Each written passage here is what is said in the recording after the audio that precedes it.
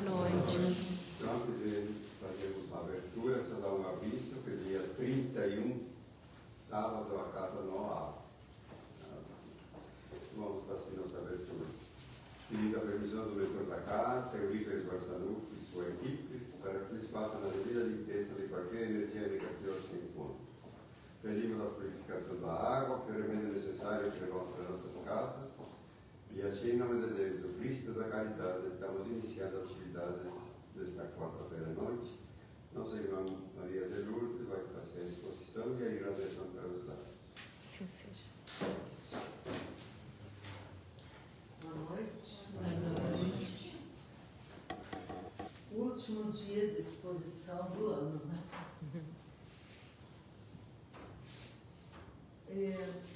É interessante que hoje de tarde eu disse para o Júlio: faça um menos barulho, porque eu quero preparar a palestrinha da noite. Estava um neto brincando com a cachorrinha e tal. E daí eu digo: assim eu não consigo fazer. Claro que exagerei um pouquinho, né? Aí eu disse: vou deitar um pouco, vou descansar, depois eu preparo a palestra. Aí eu pensei: que palestra? Vou fazer uma exposição breve, né? Daí ele disse: por que não pega uma das palestras que tu já fez? Né? Eu digo: não sei, me veio uma ideia de falar sobre reencarnação. E aí eu disse: mas sabe que hoje de manhã a Ida, né, que tu fizeste, também fez sobre reencarnação. E a oração final de hoje de manhã também foi sobre reencarnação. Aí eu digo: bem, então eu acho que eu vou descansar um pouco e vou mesmo preparar. Preparar a modo de dizer, né, que a gente pega o Evangelho e faz a inspiração que veio e tal. Tem uma plaquinha aqui de silêncio, já tentei tirar antes. Está todo mundo tão quietinho. Bem, então, abri o Evangelho e pense. Caiu o capítulo 4. Ninguém pode ver o reino de Deus se não nascer de novo. Jesus, chegando aos arredores de Cesareia de Filipe, perguntou aos discípulos: que dizem os homens sobre o Filho do Homem? Quem dizem que eu sou? Eles responderam: uns dizem que és João Batista, outros que és Elias, outros ainda que és Jeremias. Olha só quantos voltaram para trás. Ou algum dos profetas. Jesus disse-lhes: e vós, quem dizeis que eu sou? Simão Pedro, tomando a palavra, disse-lhe: tu és o Cristo, o Filho de Deus vivo. Jesus lhe respondeu, pensei que já sabia agora: tu és bem-aventurado, Simão, filho de Jonas, porque não foi a carne, nem o sangue que te revelaram isso, mas meu Pai que está nos céus. Isso foi escrito por Mateus e também por Marcos. E Herodes, ouvindo falar de Jesus, tinha vontade de conhecê-lo. Sabe-se, né, que era porque ele não queria ninguém que pudesse se sobressair. Porque Herodes também era judeu, assim como Jesus. Então ele não admitia que ninguém brilhasse mais do que ele, né? Seja, mesmo que Jesus fosse pelas boas obras, ele não queria que aparecesse de jeito nenhum, sob aspecto nenhum, né? E quem escreveu sobre isso foram Marcos e Lucas. E Herodes disse: eu mandei cortar a cabeça a João, mas quem é esse de quem eu ouço falar coisas tão grandes? Eu tinha vontade de ver. E depois da transfiguração, se lembram que eles foram para o... Agora esqueci o nome do monte que foram, não foi ensinar. Foram Pedro, Tiago e João, né? Perguntaram a Jesus também sobre Elias, João Batista, que eles meio que confundiam. Aí Jesus disse: é verdade que Elias deve vir e restabelecer todas as coisas, mas eu vos declaro que Elias já veio e não o conheceram, e o trataram como quiseram. Farão isso também ao Filho do Homem. Estava se referindo a João Batista, né? Herodes mandou matar. E eles entenderam, né, que ele estava se referindo a João Batista. Está em Mateus e em Marcos. Eu não digo sempre os capítulos, versículos, fica tudo muito comprido, né? E aí, vamos seguindo, né, esse capítulo é bem extenso. Então, havia os vários sacerdotes, pessoas de bem, né, que trabalhavam no templo ou não, que queriam muito conversar com Jesus. Mas eles sabiam que sofreriam a perseguição, né, seja dos outros sacerdotes, os fariseus, aqueles fanáticos, né, ou seja dos próprios outros povos. Poderia não gostar que um doutor da lei fosse falar com aquele filho de José, o carpinteiro, né, ia desprestigiar. Eu não comi nada salgado, mas estou com sede. E assim, uma noite fechada, um homem chamado Nicodemos foi falar com Jesus. Ora, havia entre os fariseus um homem chamado Nicodemos, um senador dos judeus. À noite foi encontrar Jesus e lhe disse: Rabi, quer dizer, mestre, né? Sabemos que vens da parte de Deus para nos instruir como um mestre. Quer dizer, esse doutor da lei o reconheceu. Por quê? Porque estudando as escrituras, os profetas, ele se deu conta que estava na época do Messias vir, né? Porque eles trabalhavam também muito, esses estudiosos, sábios, com astronomia, toda aquela parte, né? Não sei se astrologia também, astronomia é a conjunção dos astros, né? Não tem a ver com ler a sorte, né? Então, ele queria saber se realmente queria conversar com Jesus. Ninguém poderia fazer os milagres que fazes se Deus não estivesse com ele, disse Nicodemos. Jesus lhe respondeu: em verdade te digo, ninguém pode ver o reino de Deus se não nascer de novo. Nicodemos lhe disse: como pode nascer um homem que já é velho? Pode voltar ao seio de sua mãe para nascer outra vez? E Jesus respondeu: em verdade eu te digo, se um homem não renascer da água e do Espírito, não pode entrar no reino de Deus. O que é nascido da carne é carne, e o que é nascido do Espírito é Espírito. Não te espantes com o que te digo, que é preciso nascer de novo. O Espírito sopra onde quer, ouve sua voz, mas não sabes de onde vem, nem aonde vai. Assim acontece com todo homem que nasceu do Espírito. Nicodemos respondeu: como isso pode acontecer? Jesus lhe disse: és mestre em Israel e ignoras, não sabes essas coisas? Em verdade te digo que nós só dizemos o que sabemos e só damos testemunho do que vimos. Porém, vós não acolheis nosso testemunho. Quer dizer que os fariseus, os sacerdotes, eles ouviam Jesus, se davam conta, assim como Herodes, que estava certo, que ele fazia o bem, mas não se convenciam, porque não lhes convinha. Mas se não acreditais em mim quando vos falo das coisas da terra, como acreditareis quando vos falo das coisas do céu? Né? Isso foi João que escreveu, João Evangelista. Né? A ideia de que João Batista era Elias e que os profetas podiam reviver na terra encontra-se em muitas passagens do Evangelho. Só para lembrar que Elias foi um grande guerreiro, era daqueles, né, que matavam os infiéis, como ainda fazem hoje em dia, né? Tem gente na fila esperando ser morto, né?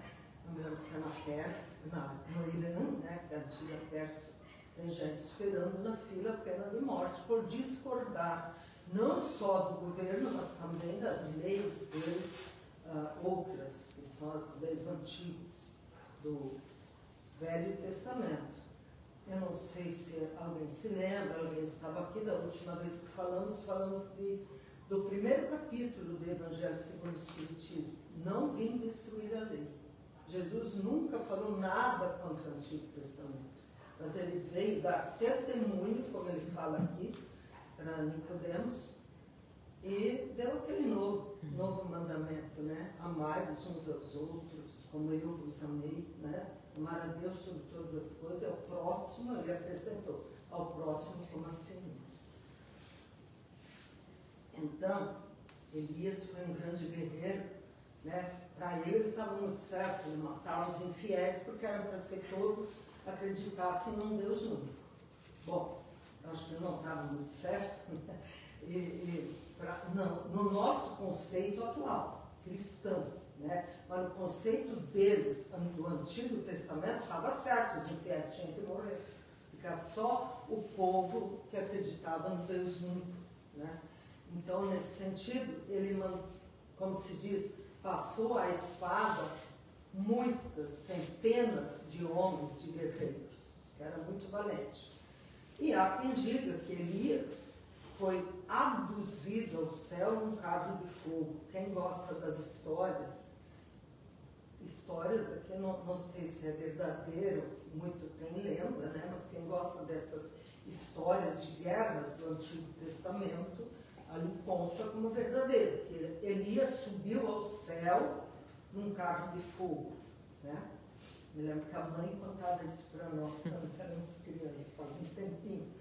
Bem, então, essa ideia que João Batista seria a reencarnação do Elias, depois de séculos, né? Elias teria renascido, né? Um novo corpo, claro, corpo de um bebezinho, filho de Isabel e Zacarias, e se chamaria João Batista, mas que seria o mesmo Elias. E Jesus disse, João Batista é o Elias que há de vir, mas que já veio não o reconhecer. Né? Então Jesus deu testemunha naquele momento do princípio da reencarnação, que os judeus já acreditavam na reencarnação. Um pouquinho diferente de nós, né? Eles chamavam de ressurreição, mas ressurreição seria ressurgir no mesmo corpo. E reencarnação significa que a gente vai vir de novo num novo corpo. Porque quando se enterra, quando se crema e joga cinzas, seja no lugar que for, né, no mar, nas árvores e tal, como é que aquelas cinzas vão se juntar e formar de novo a Maria de Lourdes? Não tem como, né? Não tem como, a natureza absorve. Então, a ressurreição seria isso, né? E no Espiritismo, nós reaprendemos o que os judeus já acreditavam, que renasceriam num novo corpo. Mas, por medo, por temor de ir contra as leis, que os fariseus também mandavam matar, né? Não se usava esse termo, né? Talvez nem existisse esse termo para eles. Então, só para nos situarmos, Jesus era um rebelde, no bom sentido, né? Então, ele veio e falou isso. Depois, então, aquela parte onde ele diz, o Espírito sopra onde quer, ouve sua voz, mas não sabes de onde vem, nem aonde vai. Pode ser entendido como o Espírito de Deus, que dá vida a quem quer, ou como a alma do homem. Nessa última acepção, não sabes de onde vem nem aonde vai, significa que não se sabe nem o que o Espírito foi, nem o que será. Por isso, no Espiritismo mesmo, a gente não aconselha fazer aquelas regressões, né, que alguns psicólogos, psiquiatras fazem, que seja feito somente quando aconselhado pelo médico para curar de algum trauma muito, muito severo. Porque não é para nós procurarmos saber quem éramos, né? Por quê? Pode ser que a gente se assustasse um pouco com tudo que já aprontou, né? Então, nós temos essa bênção, essa graça de não nos lembrarmos quem fomos, o que fizemos. Porque se aqui estamos e passando por essa vida agora, nós que estamos aqui, dificilmente um de nós veio por pura alegria, porque gosta muito. Em geral, a gente vem para a casa espírita por alguma dor. Em geral. Tem gente que vem porque alguém falou que é legal, que gostou e tal, né? Mas, em geral, a gente vem por uma dor, a gente quer curar uma dor, seja do corpo, seja uma dor moral, psicológica, né?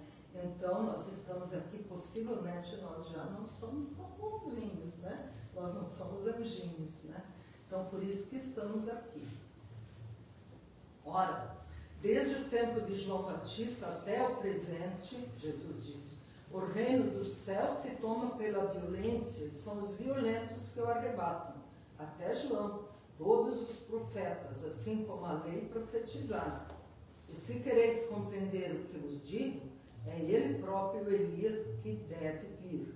Ouça aquele que tem ouvidos para ouvir. Então, ele insistiu muito nessa coisa do Elias. Muito bem. Agora é o comentário de Allan Kardec. Se o princípio da reencarnação, expresso em João, podia, a rigor, ser interpretado em um sentido puramente místico, não poderia se dar o mesmo na passagem de Mateus quando diz é ele próprio Elias que deve vir. Não há aí nem figura nem alegoria, é uma afirmação categórica. Já falei sobre isso. Quando o homem é morto uma vez, e seu corpo separado de seu espírito é consumido, em que ele se torna? O homem morrendo uma vez poderia reviver de novo? Nesta guerra em que me encontro todos os dias da minha vida, espero que chegue minha transformação. Isso foi Jó quem falou, também está no Antigo Testamento. Minha mãe gostava muito de falar sobre Jó. A mãe deve estar ouvindo, porque eu estou toda hora falando dela. Então, ele se queixava muito, né? Era uma pessoa que tinha sofrido muito, a família abandonou e tal. Então, ele dizia isso, né? Espero que chegue minha transformação. Quer dizer, morrer e renascer de novo. Mas, só para encerrar esta parte, se alguém quisesse fazer alguma pergunta sobre reencarnação, pode fazer. Tá? No livro do Divaldo, tem um livro do Divaldo chamado Dias Gloriosos, que foi ditado pela Joana de Ângeles. Ele colocou uma passagem de uma psiquiatra irlandesa que lutou na Segunda Guerra, queria ajudar as pessoas, né, porque era médica. Ela foi muito contestada, ela era diferente, imagina, 1940, por aí. E ela via, assim como o Divaldo, ela via crianças, brincava com crianças, não sabia que não eram materiais, né? Ela brincava, eram espíritos de crianças que vinham brincar com ela. O nome dela é Eileen Garret, ou Garret, não sei. E ela tem uma passagem no livro do Divaldo que repete uma coisa que ela falou, então eu acho que podemos ler para tomar para nós. A alma humana, só para lembrar que a nossa alma é praticamente sinônimo de espírito, né? Quando a gente reza pelas almas, está rezando por aqueles espíritos nossos irmãos que desencarnaram, né? Podemos rezar também pelos vivos, né? Então ela diz, a alma humana é um fator psíquico preso entre o espírito universal e o humano. Nós estamos entre o espírito universal, Deus, e tudo aquilo que ele criou, e o ego, o eu humano. O egoísmo é uma parte do todo. O universo é a eterna unidade. Na morte, nós renunciamos à matéria. Eu gostei disso, porque falou nessa parte aí. Na morte, nós renunciamos à matéria, mas do mesmo modo que nós deixamos diariamente o mundo pelo sono, e assim renovamos e revitalizamos toda a nossa capacidade para continuar a vida, provável é, na morte nós fundimos as diferentes impressões em nossa vivência terrena numa nova e unificada capacidade para um viver mais grandioso. Meio dificilzinho, né? Resumindo o que ela quer dizer. Que nós fazemos parte do todo que Deus criou. Né? Nós somos pontinhos dentro do universo que Ele criou. A Terra é um pontinho, imagina o nosso tamanho. Né?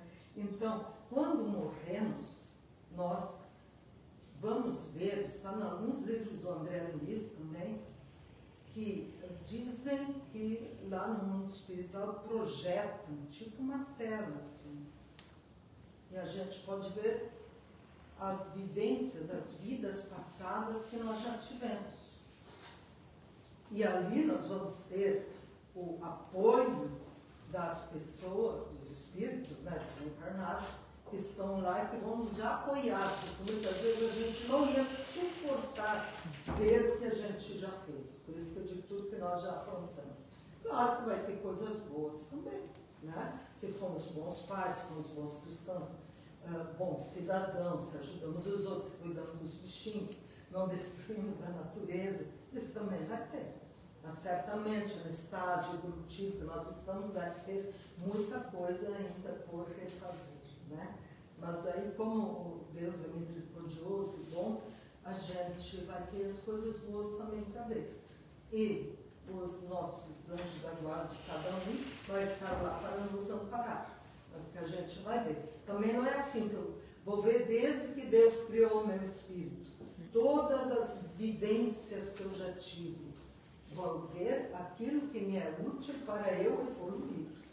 Né? Não precisa ver todas coisas erradas, de repente, que eu fiz, seja por fazer, seja por me omitir de fazer o bem, que também é muito grave.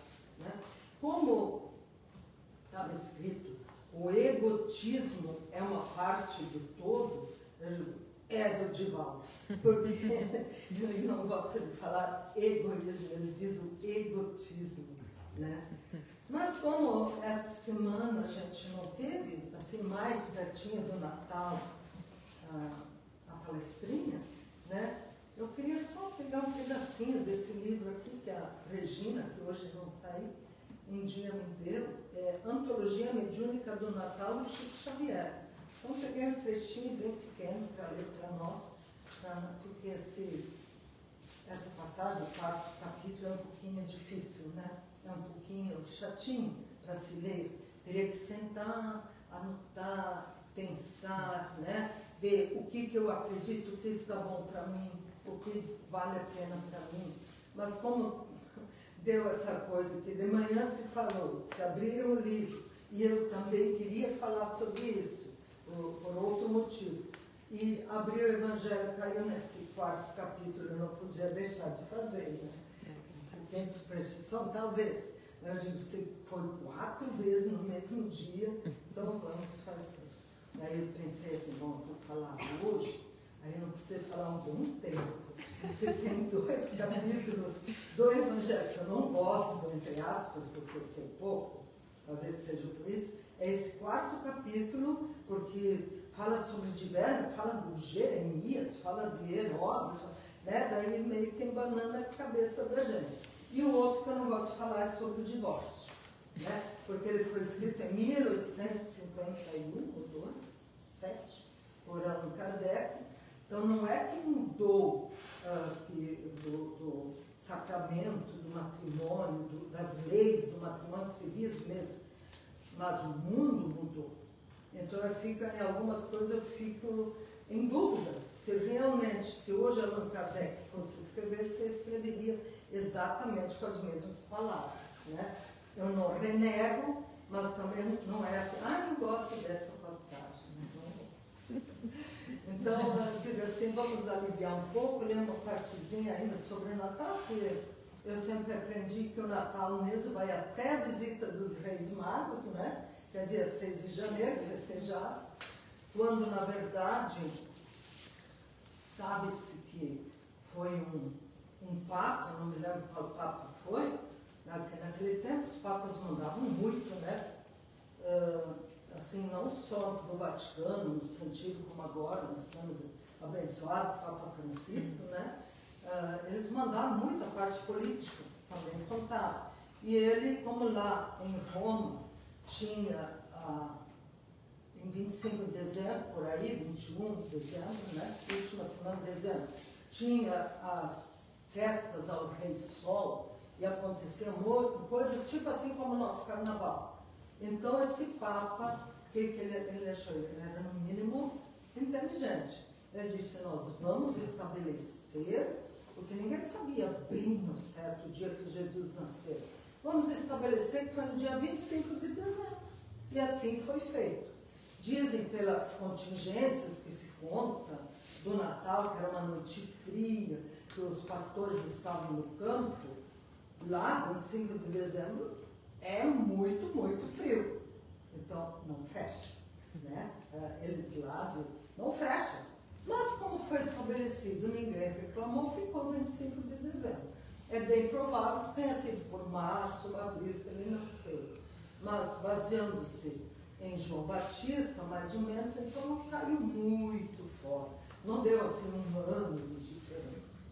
Só para lembrar essa parte aí, que para nós o que importa é o espírito de Natal. Um dia a gente se lembra do aniversário de Jesus e não só do Papai Noel, que vem muito, muito depois, né? Então, o que nos diz Chico Xavier, né? Essa antologia do Natal foi escrito por espíritos diversos, né? Ditado por espíritos diversos que o Chico escreveu. O Evangelho é o viveiro celeste para a criação de consciências sublimadas. Quer dizer, no Evangelho a gente vai encontrar tudo o que precisa para evoluir, como ser humano, como um ser vivente, como habitante deste planeta. Nasce a mente na carne e nela renasce, inúmeras vezes, buscando o sagrado objetivo do seu engrandecimento, quer dizer, evolução. E no intrincado jogo das experiências, compreende na dor o instrumento ideal da santificação.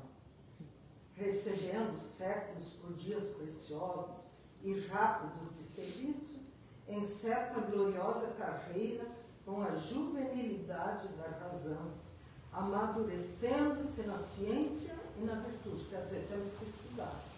Não precisamos sentar, abrir livros e livros e livros, estudar, procurar aplicar, olhar programas bons que edifiquem. Antes eu falei no carnaval, não tem nada contra quem gosta de carnaval, mas tem muita coisa ali que não precisava, né? E tem muita coisa que falta, tipo roupas, né? Então, que a gente olhe coisas mais edificantes, né? O Big Brother, esses aí, em que te ajudam a crescer como ser humano? Não ajudam, né?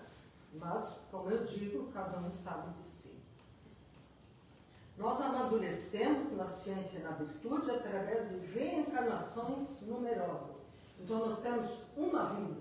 Um dia o Pai nos criou, mas Ele nos dá a chance de repetir. Como alunos, né, meio preguiçosos, nós vamos repetindo, morremos e renascemos de novo. Muitas vezes na mesma família. Mas como nós temos muitas famílias, muitos seres queridos no mundo espiritual, não quer dizer necessariamente que a gente sempre renasça na mesma família. Pode até ser a mesma, mas ela vai estar bem ampliada, né? Que nem a gente, os filhos casam, têm filhos, é aquela família. Depois os filhos têm filhos e vai indo, vai se formando uma grande família. Conquista-se sacrificando-se. Quanto mais fornece de si um trabalho vantajoso a todos, mais se enriquece no meio individual. Quanto mais distribui em amor, mais recebe em poder. O que nos parece dor é bênção. O que se nos afigura sofrimento é socorro. Onde choramos como espinho, recolhemos uma lição. Daí o motivo de se escudar nos emissários de nosso plano na predicação de Jesus, desvelando aos homens os pórticos sublimes da era nova. Espírito meio Francisco de Monte Alverne, palavrinhas meio difíceis. Quando o homem termina o repasto da ilusão, aqui ou ali, perguntas milenares lhe acordam. Então, quando a gente, por exemplo, se diverte muito, sem um objetivo de realmente se divertir, como se diz, desopilar a mente e o fígado, né? Só pensa em se mostrar e tal, como estávamos falando, a gente não tem uma progressão na nossa evolução, né? Isso fica incompreensível na nossa inteligência. Quando a gente chega no mundo espiritual, diz, mas por que eu fiz aquilo? O que isso me acrescentou? Quando o homem termina, então, essa vida, vamos dizer, isso vem a sua mente insatisfeita. De onde vem? Para onde vou? Qual a finalidade do destino? Por que a lágrima? Interroga aflito, com ânsias análogas a de todos os vanguardeiros da vida superior que tiveram a coragem de partir antes dele para os cimos da imortalidade. Quando o aprendiz pergunta, experimentando sede da verdade, é sem dúvida chegado o momento iluminativo de Jesus. O além é a continuação do aquém. Quer dizer, o além é a continuação daqui. Um século sucede-se a outro. O filho é o herdeiro dos pais. Não existe milagre. A lei, evolução, crescimento e trabalho, com o prêmio da sublimação ao esforço. O simples intercâmbio com a vida espiritual, como estamos fazendo agora, né? A gente está se comunicando com o mundo espiritual. Muitos de nós, quando entramos aqui, já começamos a receber um passo do mundo espiritual, né? Se não todos. Porque acima de cada casa espírita, onde há trabalho assim certinho, tais dias e tal, com trabalhadores, com pessoas que comparecem, dizem os espíritos que vêm conversar com os tipo Chico Xavier, Divaldo, que há um hospital espiritual sobre as casas espíritas. Alguns desses hospitais ficam, quando tem muito trabalho, eles ficam. Outros são transportados para os dias que tem os trabalhos. Por isso não é interessante, não é bom que a pessoa fique mudando muitos horários, muitos dias, porque no mundo espiritual também tem os trabalhadores, né? Tem os médiuns de cura, tem os médiuns de intuição, tem os médiuns que vêm inspirar e assim por diante. Desculpe, os espíritos, né? Tem os espíritos de cura, de intuição, que vêm trabalhar junto aos médiuns, por exemplo, quando dá o passe, quando fala, são mil pessoas, né? Sempre há um espírito junto. Agora, se eu falar bobagem, é por minha conta. Então, temos que saber disso, né? Se eu assumo um compromisso, eu devo cumpri-lo. Para mim mesmo, pensar assim. Na quarta-feira, por exemplo, na quarta-feira de manhã eu vou tomar um passe, eu não estou me sentindo bem. Aí o médium que dá o passe diz, o senhor venha durante 9 dias tomar o passe. Eu vou ter, já estou um pouco melhor. Eu não vou hoje. Né? Não pode. Não, eu só estou dando um exemplo. Né? Se eu penso, nas quartas-feiras de noite, não importa quem seja o palestrante, seja simpático, feio, bonito, jovem, velho, eu vou na quarta-feira de noite. Escuto a palestrinha, tomo um passe, se eu não quero tomar passe, não é obrigado, né? Faço uma oração e volto para casa. Então, se pensa que vai fazer isso, faça. Né? Faça, porque o mundo espiritual está à nossa disposição. E aquilo que nós não aproveitarmos, não vai se perder, será dado a outra pessoa. Né? E nós perdemos essa oportunidade. Não existe milagre. Há lei, evolução, crescimento e trabalho com o prêmio da sublimação ao esforço. Às vezes a gente não tem vontade de pensar, hoje está quente, hoje isso, hoje aquilo, hoje eu não vou. Faça um esforcinho. O simples intercâmbio com a vida espiritual nada mais é que mera permuta de valores para estimular a experiência comum. A experiência comum quer dizer, nós aqui entre nós com o mundo espiritual. E eles à nossa disposição quando nós assumimos o compromisso. Toda vez que encontrarmos o Evangelho do Senhor, inspirando a renovação de nossa atitude pessoal à frente do mundo, guardemos a certeza de que nos achamos em comunhão frutífera com a bendita claridade do caminho, da verdade e da vida. Como já disse, esse assunto não me dá muita fluidez. Eu gostaria de ter falado mais claramente, mas preferi ler uma boa parte porque é um assunto difícil, né? A reencarnação. Que um dia a gente se encontra no mundo espiritual também, e vamos continuar estudando. Não pense que não vai continuar estudando, e muito. Tem escolas em espiritualidade, né? E a pessoa vai aprendendo, porque é o espírito, nosso espírito continua aprendendo. Quero desejar também um bom final de ano para todo mundo, né? E que o próximo ano nos seja mais leve, mais alegre, mais fluido, né? Leve, que a gente respire um ar bom, que nos venha chuva, né? Porque nós ainda estamos bem, sem deslizamento, sem coisa, porque nós podemos mentalizar durante a irradiação, os nossos irmãos estão sofrendo, né? Uns por falta de chuvas, outros pelos deslizamentos, pelas enchentes, então vamos mentalizar também isso. Mas essa irradiação que faremos agora será para os nossos lares. Então nós vamos agora para a irradiação para os lares, que nesse momento vamos dizer como sempre, para enviar o pensamento positivo para o irmão que está precisando de ajuda no lugar que ele estiver. Se tiver algum irmão nosso conhecido, familiar ou não, que esteja precisando do auxílio do mundo espiritual, de cura, ou se não puder se curar, que possa aceitar a sua doença para se elevar e cumprir a sua missão neste mundo. Quem quiser pode fechar os olhos. Se alguém achar que se emociona ou que se desliga muito, não precisa também fechar os olhos, tá? Baixar as pálpebras e se concentrar.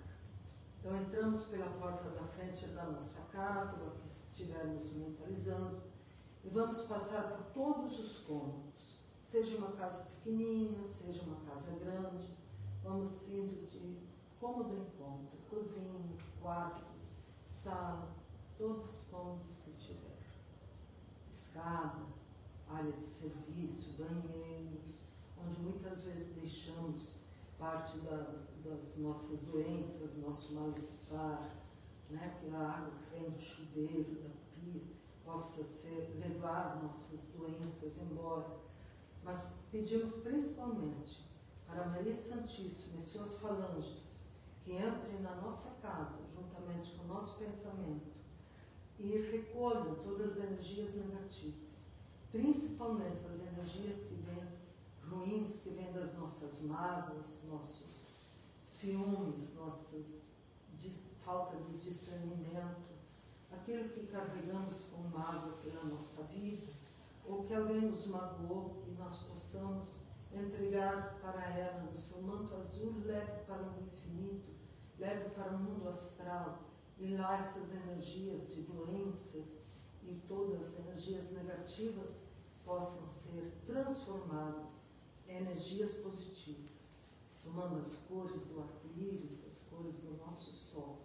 Elas possam se irradiar sobre a casa que estamos mentalizando nesse momento, em forma de saúde, de paz, de alegrias genuínas, de muita prosperidade, de muitas alegrias sãs, e que também cada um de nós agora mentalize a casa ou outra casa que queira mentalizar e faça o seu pedido a Maria Santíssima, que ela possa levar ao seu Filho amado Jesus o nosso pedido neste momento.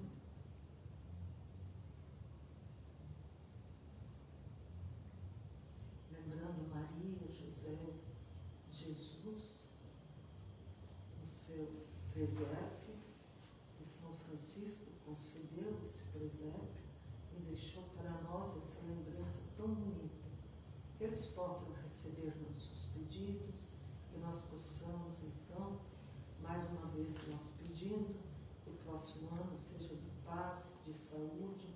de entendimento entre todos os irmãos, e que o nosso país possa viver em paz e que cada um de nós possa aceitar o outro com alegria, com muita assistência no mundo espiritual.